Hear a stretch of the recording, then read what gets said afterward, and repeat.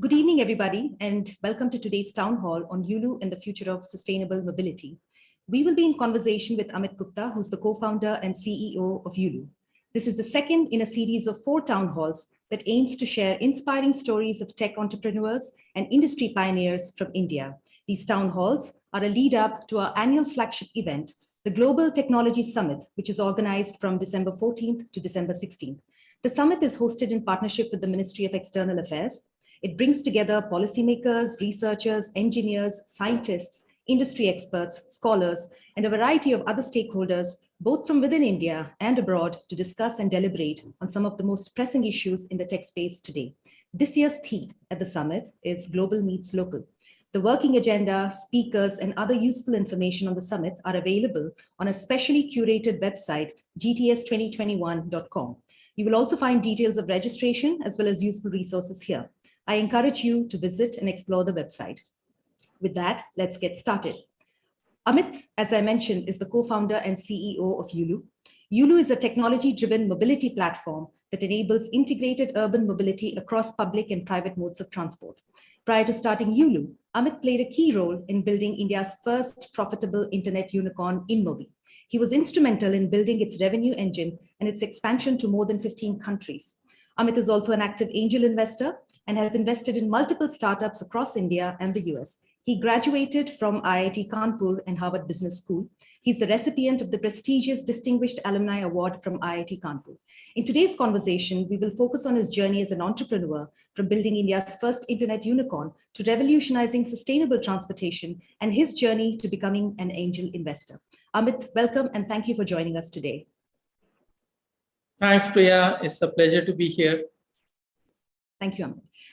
If I could start with this question, Amit, what does Yulu mean? And can you share with us how this name came about? So it's an interesting story. First of all, Yulu means simple.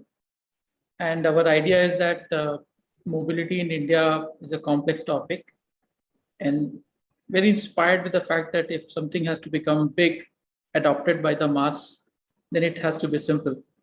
So that's how we believe that a simple solution for a complex problem, and that's where Yulu personifies his name, comes into picture. And this actually means simple in Chinese, by the way, which is not a cool topic, but yeah, for whatever it takes.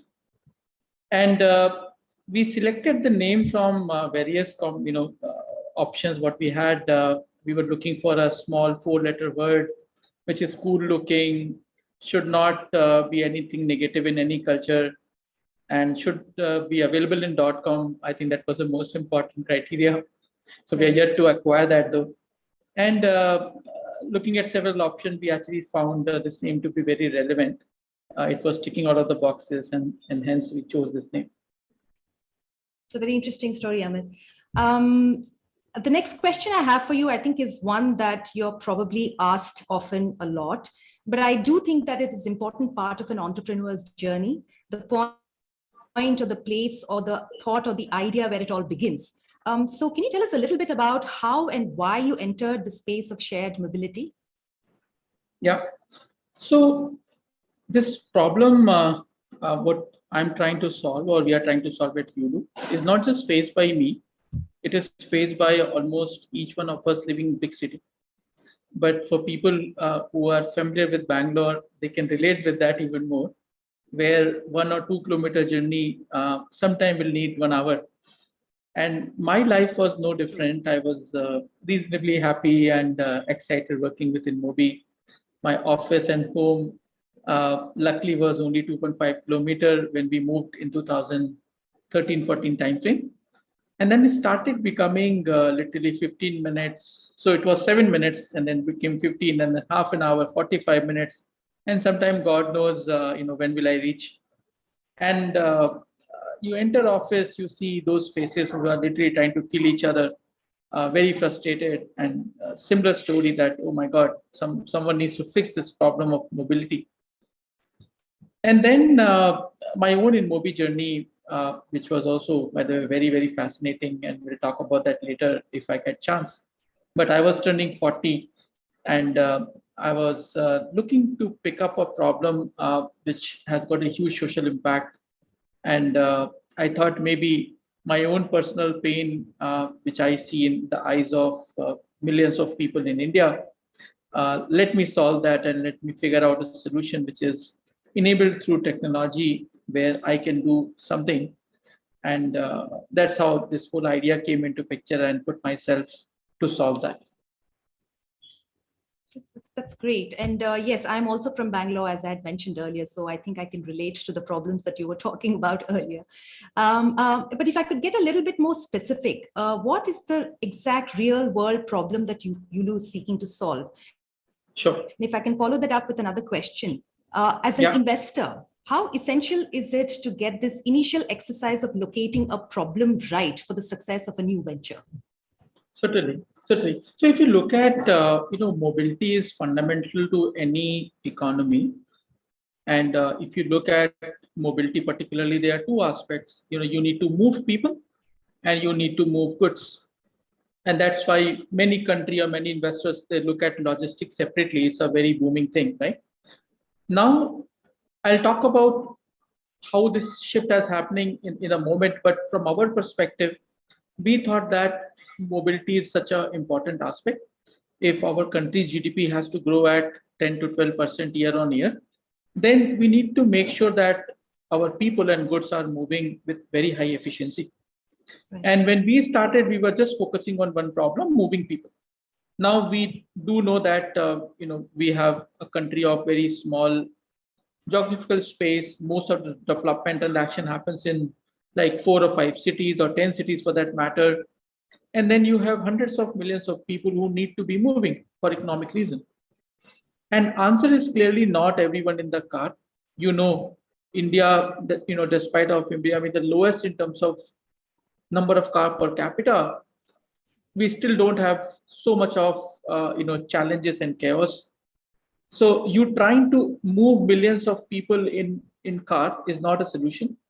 You may say, okay, maybe we have Uber and Ola, but unfortunately, those are very, very expensive. Plus, there's no space on the road.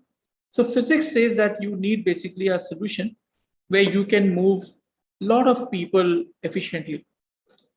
Now, a good answer for that is public transportation. And I think if you look at cities like London, Paris, New York, they all basically have a very, very strong public transportation network. Right. But the challenge is that even if you talk about public transportation system, let's say New Delhi, where you are currently based, the average distance of a first mile, last mile is 3 kilometers and 5 kilometers respectively. How do you get from your home to metro or metro to office? And that's where what you call it as a micro mobility plays a big role, where you are trying to use metro or a bus, but your accessibility is limited. And we thought that maybe future cities of India, we will all use metros and buses, etc. But for the first mile and the last mile, Yulu can play a role. So that was our original part of the vision, where we basically partnered with Metro, which is Delhi Metro, Bangalore Metro. We also partnered with a lot of offices, real estate owners, who were very kind to give us spaces in their tech parks and business areas so that people can use our vehicles without any problem. The second equation of when Yulu got started, so we were not only trying to decongest our road, but we're also trying to decongest our air, which is like, taking off the pollution, which is right now the talk of the town. And back then, our thesis was very simple, that you basically go and attack the way usage is happening, and you replace that with something which is cleaner. And it was no surprise that when we got started, our first product was actually a bicycle, which is a mascot for sustainable mobility. At the same time, bicycle, as you know, is not a practical product for India for two reasons primarily. First reason being that our distances which we need to travel, 3.5 and 5 kilometers respectively, they are very long. Second, our weather condition does not allow us to use bicycle in a very efficient manner. And we had a choice of using a petrol scooter, solving this problem of short distances. But our mission said, no, we are trying to solve not only the traffic congestion, but also the air pollution. Let's do something different. And EV was the answer. And while answer was easy, implementation was not. We did not have any ecosystem around electric mobility in 2018 when we started. There was no vehicle, there was no battery standard, charging infrastructure, a lot of chaos. Investors were not willing to, bet on that. They were like, I don't understand this. So we did have our own share of challenges, and I'll talk about that. How we overcome that and why we choose why we did what we did later. But clearly, from our perspective, we got this solution where people are able to find these bikes which are placed in every residential area, commercial area, and public transportation using an app, pick it up, and then drop to your near to your destination. And all of this is happening in the most environmentally sustainable manner, fastest in terms of your efficiency, and most affordable. Yulu, by the way, is the cheapest way to move around. It is 50% cheaper by the auto rickshaw, which happened to be the cheapest mode of commute, as you know, on the private side, on the private side. And this is where we basically have got a disruption. We think that the solution set we have built is highly scalable, and it is future ready.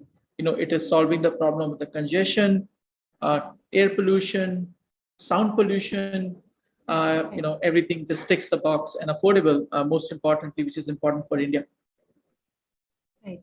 So fascinating. I'm just wondering, the fact that a lot of the autos refuse to take you from point A to point B in Bangalore, I think that's a running joke, right? So I'm assuming that was also that also plays into the success of Yulu, or rather, I hope. Yeah. But if I could expand the canvas a little bit, you spoke about how you sort of located this opportunity, and I'll come to questions around the challenges and constraints that you might have faced along the way. But before that, could you tell us a little bit about the shared mobility space in India? How competitive is it? How innovative is it? And why and how do you think it will solve India's problems and challenges? Certainly. So if you look at shared mobility, it's not a new idea. Just to start with, we did have auto rickshaws, we did have those manual rickshaws, and there's nothing called like us. But at the same time, when you talk about shared mobility in the new age tech world, they will relate that with Uber, Ola, Lyft, Didi, etc. Just to set the context right. Now, what is the big change if you look at this whole thing? Certainly, Uber brought a big revolution. The concept of you clicking a button, car comes to you, picks you, drops you at your destination was actually fascinating. It actually addresses a lot of challenges. But the challenge, which is still yet to be solved, at least using car, that whether the business model works or not, especially in the countries like India, where we don't have a lot of people who are willing to spend 500 rupees per day for their daily commute. Our affordability is more of $1, not a $10. And this is where the bigger challenge is. It's not about availability of the product, it's about the feasibility of the product.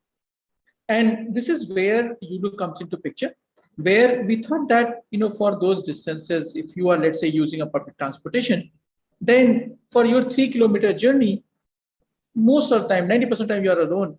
You don't need a big vehicle, by the way. And India being blessed with a reasonable weather, we are not a below degree or snow and things like that.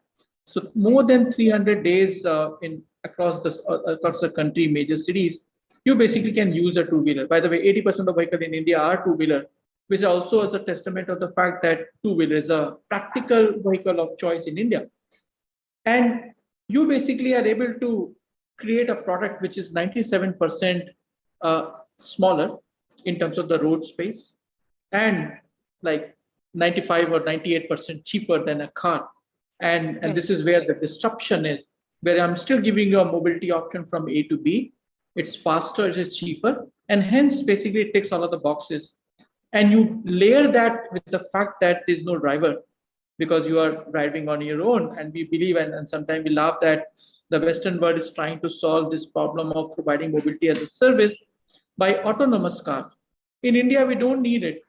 No, we don't have space, first of all. So that's why we think differently. And yes, we can make a self-driving two-wheeler also, autonomous two-wheeler, but it's okay. Maybe you just press a button, it will take you around. And maybe we can come up with three-wheel or four-wheel scooters to move you safer than maybe a two-wheeler product if you don't know how to ride a two-wheeler. But essentially speaking, it's our version, which is much more frugal and practical for countries like India. And this is where the disruption is. So you're disrupting this whole mobility in urban setting by innovative product using EV, which is transformative with multiple dimension. Not only it is cheaper, it is actually also easy to run. Sustainability is another element. And we think that this whole thing, when you layer that with artificial intelligence, some IoT, some sensors, and then you're able to create a magical experience that basically, creates into a huge solution for this problem. That's great. So I guess now the next question I have for you is then through this journey, what were some of the constraints or challenges that you faced, whether they were practical or operational or even policy related? So for instance, what I'm thinking is, your currently your presence is in 3 metro cities, but are you planning to extend beyond? And how will that play out, especially in places where you might not find the right infrastructure? Internet connectivity might be poor. Mobile penetration might be poor, right? And also, what about practical problems? For example, how do you ensure that the bikes are not stolen? Or, there are multiple people sort of going through the vehicles, right? This sort of a turnover or throughput, if you will. So how do you keep them clean? How do you maintain them? And especially, at this time where social distancing is the norm. So how do you sort of, so what were the challenges and how did you sort of plan for it? And going forward, how are you thinking about it? Yeah. I'm going to make a very controversial statement. Actually, all of the challenge was here. In reality, all of the pains which a typical person will foresee, they all actually had a solution, and we are actually very proud of saying that we have solved most of them. Now to start with that, okay, if you put up this bike which is out there on the road, someone is going to steal it. You're not the first person. My mom and my sisters and everyone whom you can think of, they were like, okay, you're doing this. Maybe after 2 months, 3 months, I'll see you saying that, okay, everything is done. Thank you very much. Business is over. But no, yes, we lost our first bike in 4th day. On 4th day of operation. Yeah, I'm not saying that it's not happening or it was not happening. But you know what? The sensors and the IoT and the processes, they all basically made sure that we were able to locate. And this guy was like shocked to hell that, oh my God, this is stored in first floor. You cannot see it. How the hell you were able to find me? And it was all magic of the technology, where they did not know that what they're doing and what they're dealing with. And we made sure that, we were able to put a consequence of every such wrong actions. So when we work with the city, by the way, we also get a lot of protection from the police department. So, and by the way, we don't bother them. We have our own bike marshal team, which are, you can say, that first respondent. So we make sure that if someone is doing wrong to us, we teach them a lesson. And that's where we have been able to discourage people to not do anything related to this theft behavior. Second thing is, our bikes are custom made. So if you are selling it, you may get maybe 400-500 rupees. And the person whom you sell most likely will tell us in some due course. And then we will again teach you a lesson. So for you to try to steal has no economic incentive also, because our tires are of no use. Our horn is, whatever you steal are of no use to you. It's absolutely zero commercial value to a thief. So first, we teach you a hard lesson. Second, there's no commercial value. It deters people to do the wrong things. And I would say the third thing, which is also crucial, unlike in China, where you are allowed to leave the vehicle anywhere, We basically did not adopt for that policy. We said you have to put it back in these locations. In India, one problem is we say, oh, this is not safe. But you know what? How we have solved as a country? Every building has a security guard. Even a small apartment which has got maybe 5 to 10 families living has a security guard full time. And our Yulu zones are basically being made in those vicinity where there's a direct eye watching them. Okay. So from placement of the Yulu zone, our policy, and then our compliance and the economic value or commercial value of the bike for a person who is stealing it is almost zero. That's why we were able to solve that problem. Was not very intuitive. When we started on the business, we were also equally worried. But then we started realizing that what's the psyche behind that. And I must confess that when we started this business, we are also like a dockless model where you can drop it anywhere. Our theft rate was almost 7%, very, very high. But after 6 months, we moved to zone, then our theft rate came down to 0.6%. Okay. So a lot of things happen, process, technology, awareness, etc., to do that. Now, the second question is that, oh my God, this bike must be very unsafe. No, once again, you will be very, very surprised that the number of fatalities that happens on bicycle in India, it is 0.5% or maybe 0.3%. That's it. Our vehicle is not a motorcycle. Our vehicle is at best a cycle with 25 km/h speed. And luckily, because the person who is riding it knows that I cannot overtake this bus, I cannot do this. So they don't miss a pothole. They are not basically trying to overtake a speeding car or a bus, which basically happens to be the reason for your major accidents. Right. And anyway, you are single, so your balance is always good. So we basically have seen zero accident, a fatal accident, because of design and the way people think about it. So that was another big thing which was in our mindset, but not in a practical reality. And third thing, which was more of a fear, that these very different looking vehicles, we have never seen that in India. I'm not going to look like a joker or a clown on this. Full enough, yeah. To our surprise, Yulu is actually most Instagrammable mobility product in the country, maybe in the world. After Tesla, basically people rave about it. But if you go on Instagram, you just do Yulu and you see all sort of people, just trying to get photo shoot done. So it's a very interesting prop for pre-wedding shoots. People go on dates, they celebrate their birthday parties, certainly go to office and do the right things. But Yulu was also able to catch the imagination of the youngsters, where they saw that this is future, this is cool. This was another thing which is in our head, that whether people will accept this form factor or not. But yeah, as I said, it was all in our head. In reality, everything was very, very good. So let me talk about some of the challenges we faced. As I said, first of all, was the theft problem in the beginning we solved by changing the business model around that. Right. And this mindset of that, okay, am I feeling safe or not, also took some time.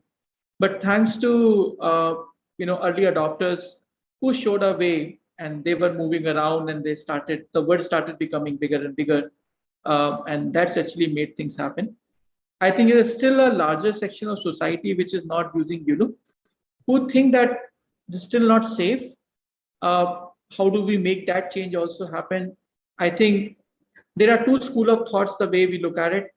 There's a word view which is saying that, okay, there are a lot of cars. Guys, please move, keep away. No two-wheeler, no cycles. People will die because the car is important. And there's an emerging new thinking which is happening. And I don't know if you have been reading about what's happening in Paris particularly. They basically have a 15-minute city vision. And they're saying, Mr. Car, you are alien. You please get off my street. What they have done, they have taken off one of the lanes already and converted that into a bicycle lane. They have removed 10,000 car parking spots to give people more space to walk or to bike. Right, they have made all of their roads, major road, maximum speed is 30 kilometers. which was 50 or 60 in the past. They made it 30 kilometers. So they are saying, Mr. Car, you don't belong to me. You figure out your life. My city is for pedestrian. My city is for this mode of mobility. And this is where we basically look. The second school of thought is about that if 80% people in our country, by the way, don't have vehicle, and you are saying the 2% people who have car, they are the most important people, they will take all of the road resources. No, that's actually BS. I don't come from that school of thought. This is where we actually need now the policy makers to think about it. And they should say that, okay, I get it. We should make city livable for 95% people, and people who need to win the car, let them go in some lane which is created just for them, so that they don't mess around with my 95% people who want to live and walk and ride with dignity and with safety in their head. In the free air, less pollution, no sound. Imagine the world we are living in. So this is the world I look forward to. This is a dream which we live up to every day. And I know we are far away, but I think now what we see in some of the inspiring stories from the world, I am sure that there will be some leader who will wake up. And by the way, one more secret which is out there, up open, any leader who is basically picking up the sustainability as a core agenda is basically winning votes. So if someone wants to, become a leader or win election, this is the trump card.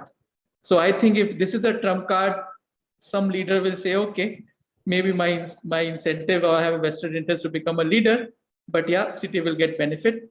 So this is not too far. That's how I look at things.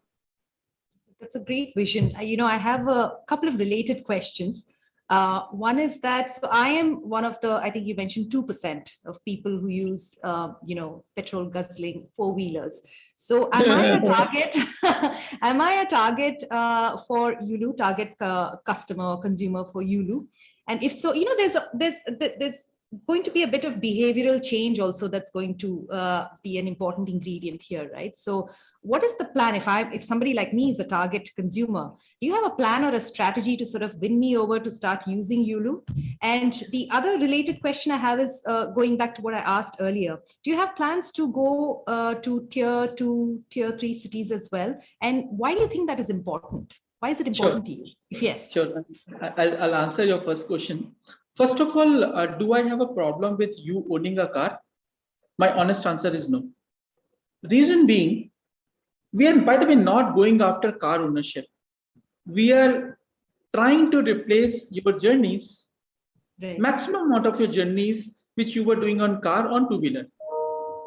And that too, when it works, when it is practical. I don't want you to be, under any inconvenience. For example, you have to go to airport.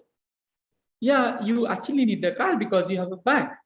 But you know what? You're going, grabbing your grocery or grabbing a cup of coffee with your friend. You know what? You don't need your car because you, first of all, you'll have pain in finding a car parking. You'll paying a bomb. Most likely, basically, that car parking will take away 15 minutes of your valuable time, which you could have spent with your friend. You polluting less. So our idea is that we want to, first of all, replace your daily commute. So if you, let's say you are currently using car, and I don't know if you are happy being on the road for 2 hours, we would like you to use a public transportation, or there are several solutions now being coming up, and I'm sure they will come even more. Can you basically replace some of that to start with? And that's our pitch. See, people who are not 2%, they're anyway using public transportation. Number of people using Mumbai local, Delhi metro, etc. So we are like straight out of the bat solution for them, making their first mile, last mile much more affordable and sustainable. But people who are using car right now, our request is that, okay, for your neighborhood trips, can you think of using Yulu to start with? And when you are out with your family, absolutely use your car, because you need, when you are going 3 or 4 of you, please use car. But when you are going alone, can you be considering a solution which is far simpler? And this is where we think that things will start to change. When Uber came, before Uber, when I have to go to airport, I used to call someone. My driver will come and drop me to the airport. But then I know that okay, there's Uber. Why do I wake up this guy at 4 a.m. To pick my flight at 6, right? Then I click a button. My car is still with me. I have, by the way, car. So yes, I'm not anti-car, but I am saying that when I need not to use a car, please don't use car. And certainly, if it is petrol or a diesel driven, then you have to be even more mindful. And that's where the EV story comes into picture. So this is the pitch which I have for you. Now, our usage goes beyond the use case which I just spoke about. After COVID, most of us who used to go out to eat, to shop, we were clicking buttons, right, on the app. The stuff was coming to us, and we saw that how the number of people on the road suddenly went up, and they were not going to office, they were bringing stuff to us. And that's where we got into what we call it as a goods mobility. So today, 50% of our fleet at Yulu is being used for food, grocery, and medicine delivery. And these gig workers who basically, again, don't have their own vehicles, they are using Yulu. And the good news is not only it is better for the planet and they've been empowered, it is also cheaper by almost 35% than the petrol vehicle. Right. And I'll talk about how this word is changing in a moment. But Yulu, not only the people mobility, also got into goods mobility from last 6 to 7 months in a decent manner. We are not yet into tier 2 cities, so you were right. We will be in tier 2 cities also. Our plan is to be in hundreds of cities in next 3 to 5 years. Having said that, the reason we have not entered a tier 2 market because we thought that we should prove a business model well in big cities, which is Delhi, Bombay, and Bangalore, before hyper expansion. And we think that now we have a good maturity of our vehicle and our charging infrastructure, etc. It is now easy to scale and replicate without any challenge. I also must confess that the way we are running this business, especially on the people mobility side, point A to point B, you pay me by the minute. Maybe tier 2 city will have a different pricing plan. Okay. Because there's a density argument, there's a area, if they don't have a public transportation, for example, then the movement will be multiple points to multiple points. When you have public transportation, then a lot of actions centers around the public transportation hubs. So it's easy for you operationally. But when there's no public transportation, people are moving from their home to places of work. And tier 2 cities are also, they're small, old markets and narrow lanes, etc. They don't have that infrastructure. So the movement will be very different, which basically, at least my intuition says that the pricing model will be different than what we are doing, let's say in Delhi, Bombay, and Bangalore. But time will tell. But goods mobility, which is reasonably straightforward. The person goes to a restaurant, picks up your favorite food, delivers to you. That is very homogeneous, very, very replicable with the same playbook. And we think that it's a very, very lucrative market for Yulu. And as far as our business plan is concerned, over next 12 months, we are looking at adding approximately 100,000 more vehicles. And by end of 2022, we should be in 7 to 10 cities. So that's the plan we are right now working for. And journey from 10 to 100 will be very different. I don't have all the answers. Hopefully, we'll figure it out maybe next year. Oh, that's great. That's great. I think I have a couple of questions I want to ask you, but let me just see if we have any audiences from the question as well. I think, yeah. One question that one of our audience has for you is, what sort of policy incentives do you think are necessary for businesses to start thinking about sustainable transportation? So honestly speaking, we don't need further nudge. And I think I can see Adita's second question on fuel price. Right. As I mentioned, so when in the context of the business, I'm not talking about you and I. In the context of business, and assume she's referring to, I hope Adita is a she, and my apologies if I'm mistaken. If it is about internet, delivery businesses, then we are talking about EV being cheaper. So it's no longer a social cause. It's no longer a carrot or the stick. Now the CEO and the CFO, they basically are going to drive this. Yulu is cheaper than petrol by 35%. There is no reason for any delivery to happen on petrol-based two-wheeler. China, all the deliveries are electric. They were led by policies because back then the parity of delivery happening on EV and on a petrol was not at the same level. But in India, right now with falling EV prices, the battery prices are cheaper. And then you basically have petrol prices at $100. The business model works perfection. So you don't need further policy. Literally, you're there as a country. It'll just happen like with a very fast pace. Yes, there are challenges related to supply chain currently. We must have been, you must have been hearing about chip shortage and component shortage. Yes, we're also struggling with that. But yeah, that actually impacts us by a quarter. Yeah, in big picture, no problem at all. And as far as the electricity costs are concerned, I think India, most of us know, is no longer deploying any new coal-based or thermal power-based energy plant. All of the deployment of new energy infrastructure is happening using renewable, and renewable energy is cheaper than our traditional source of energy. So I believe that with more and more solar power, wind power coming into play, the cost of energy will only come down. There's no reason for us to see energy costs going up. And luckily, India has abundance of sunshine and hydropower, whatever, wind power. I see no reason for India to have any challenge with respect to energy, the electricity, when most of our mobility starts to become electric in nature. So I won't be worried about that at a high level. And I think this is actually, this is a time where it has got to that point of inflection, where because I said the cost parity and in fact cost efficiency, you're going to see a huge curve from here.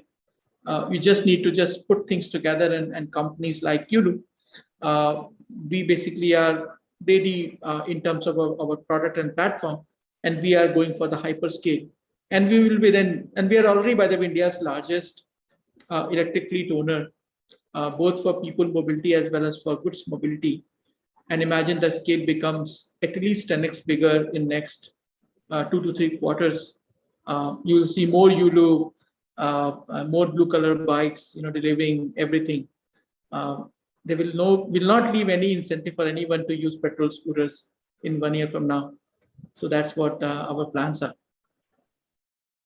And if I could just follow up those two questions and what you described just now with, where do you see the electric mobility, shared mobility space in India going, say, in the next 5, 10, 15 years? And how are you how do you envision Yulu's journey in parallel as well? Yeah, I'm actually glad that you used electric mobility and shared mobility as a bucket. As you know that they are not synonyms. Technically, right? So I can have my own electric car, my own car, which is electric. Right. But at the same time, India, we are so low on our own personal vehicle. Mobility for India is actually shared by nature. 80% people use a shared mode of transportation, right? So that's point number one. Point number two, electric mobility particularly, when you are individual, then you have to solve for charging, you have to solve for so many things. And you don't want to take that pain, because today, when you live in Delhi and you want to drive to Shimla, you want to have your own Tata Nexon or whatever car you like. Not possible. It's not practical, rather. It will take some time. So in your mind, first of all, as a country, we have only 25 cars per 1,000 people. You're talking about you buying 2 cars?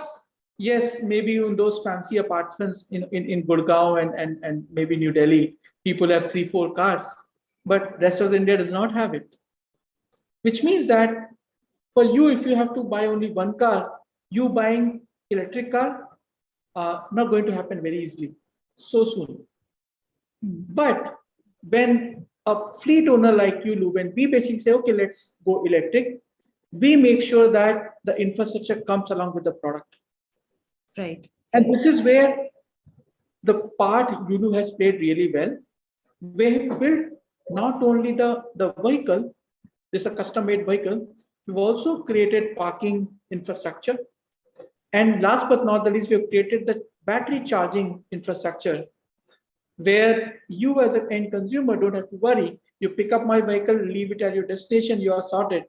Someone will come, swap the battery, and you were asking about how it happens. Everything happens through technology. There's a force which basically does everything in the background, and all you see is good thing. A ready to present bike, which is in a good condition, working condition charge, because someone else he came to the Yulu zone, made sure that before your trip, it was clean, it was sanitized, it was charged, everything happened. Right. So technology plus people layer, which is driving all of this thing for you to pick up and get your journey done. There's an integral part of that. Now to your larger question, how everything is happening. We believe that in India, electrification of mobility will be led by 2-wheeler, followed by 3-wheeler, and then 4-wheeler will happen. And in terms of the ownership model, it will be shared mode first, and the personal mode will happen later in some due course. And if you try to look at the big picture, the 2 things will stand out. First thing, it is 2-wheeler. Second thing is shared. And Yulu is right now the leader in this box. And this is the box or the bubble which is becoming like the largest, fastest growing when electrification. And once again, people have been moving. You and I have been going to our work and everything. What is changing underlying the way we are commuting? You're not going to let go your car. But if you were using your car, let's say 30 times or 30 times or 100 times per month, that will go down to 20 times, maybe 10 times. And then there will be a time in future we'll say ditch it. But I don't think so that time is going to come very soon. Same phenomena, by the way, is happening even in countries like US and many European countries. Same premise. They are saying that I need my car because I have this 10,000 things which centers around the car. But let me start moving my car journey with an e-bike. So the power assisted bicycle is becoming a fad over there. People are genuinely, and if you have friends in Paris, if you have friends in London, you just have a chat with them. They will tell that how many people have now transformed their daily commute from car taxis to these small, electric powered vehicles. And this is a real story like happened in last 1.5 years. So we believe that in India, same thing is actually going to happen. Yulu basically have solved for all of those infrastructure and platform and the product challenges over last 2.5 years. We basically will be one of the pioneers and leaders in this transformation. So this is where we see our role as far as India's mobility is concerned. Excellent. Thank you so much, Amit. That was very enlightening. I have a couple of questions. I just want to sort of understand your mind as an entrepreneur and an investor, which I'm sure our audience will enjoy as well, and will want to know. In the previous town hall, Ajay Kaushal from BillDesk raised a very interesting aspect of his journey as an entrepreneur. He mentioned how being part of a group of founders was very important, and how they sort of supported each other through their journey. So the question I had for you and what I wanted to understand is, in terms of your own journey as an entrepreneur, what were the 2 or 3 key things that helped you? Was it family support? I know, as I mentioned earlier, I know that you come from a business family. Was it some early education? Was it your background or upbringing? What were the 2 or 3 key things that helped you in your journey as an entrepreneur towards the success that you're seeing today? And the second question I had is, you're now also an investor. You're investing in many startups. There are a lot of in the tech space. There are a lot of entrepreneurs who turned investors. So I'm just wondering, is this sort of a natural progression? You move from an entrepreneur to sort of an investor. What is the thought process there, and what is prompting you? Sure. You actually asked many questions, very, very interesting and important ones. So let me try to do justice. Just trying to structure my thought. So what role my own family background played in me becoming an entrepreneur? I think one of the biggest contribution is that when I became an entrepreneur, entrepreneurship, first of all, was not seen as a cool thing. It was seen as a stupid thing.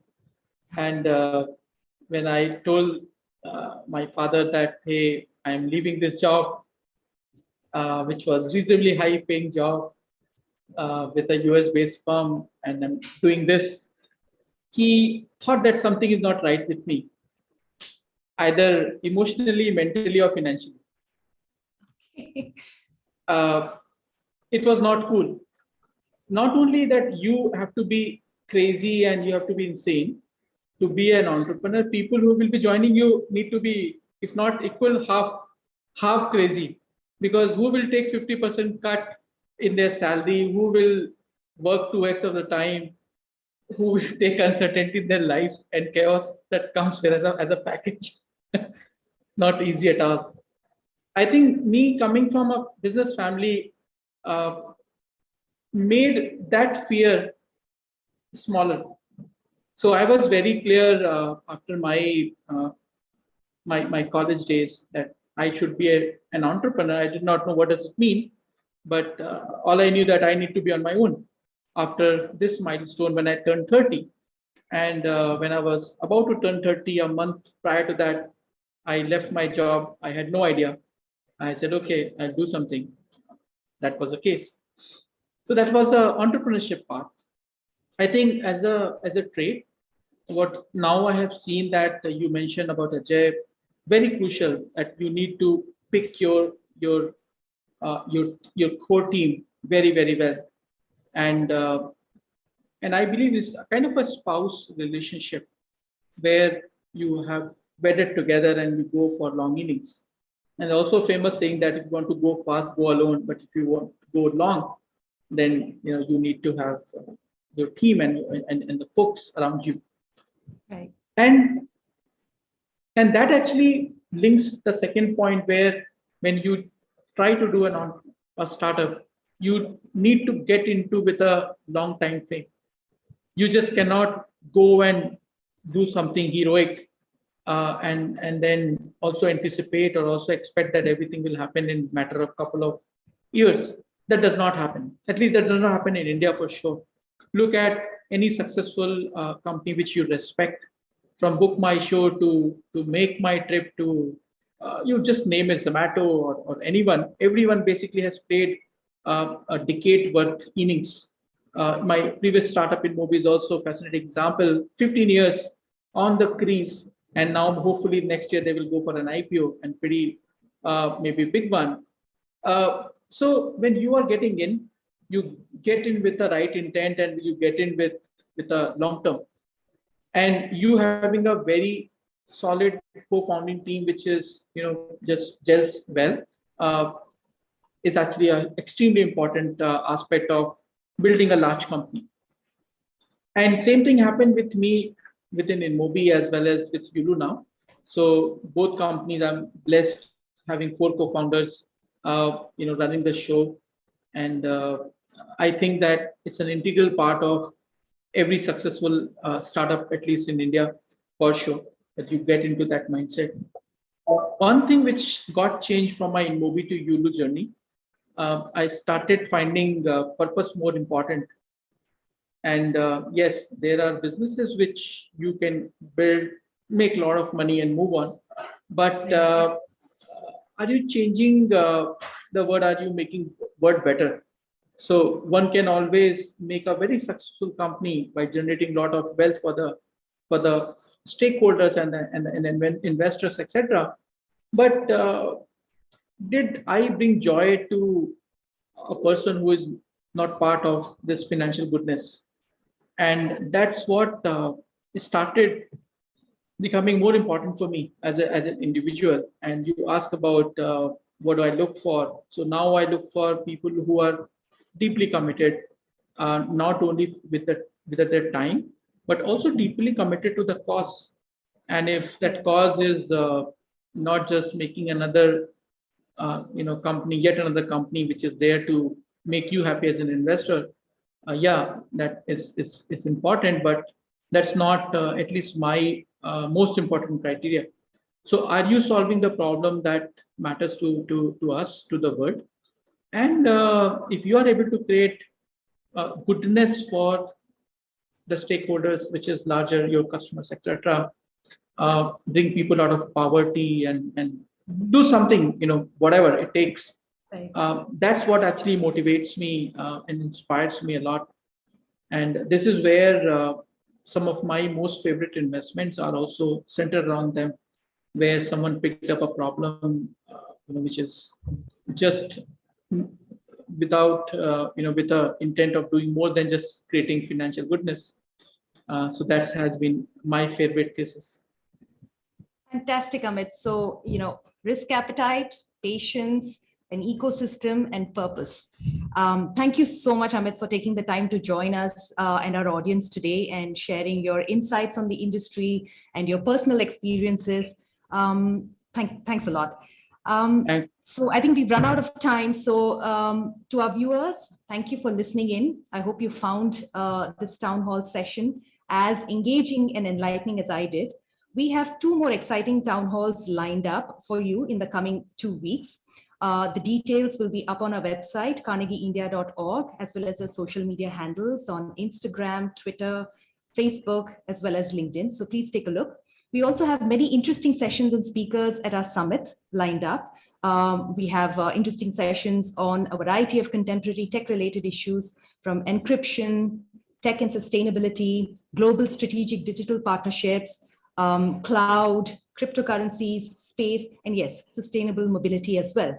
And our growing list of speakers includes Kiran Mazumdar-Shaw, Arundhati Bhattacharya, Nivruti Rai, Christian Klein, Marshall Irwin, and Mahima Datla, and more. So please do take a look at our website, gts2021.com, and register. Please also share with your friends, families, and colleagues who you think will find any of the sessions interesting. Thank you again, and have a great evening.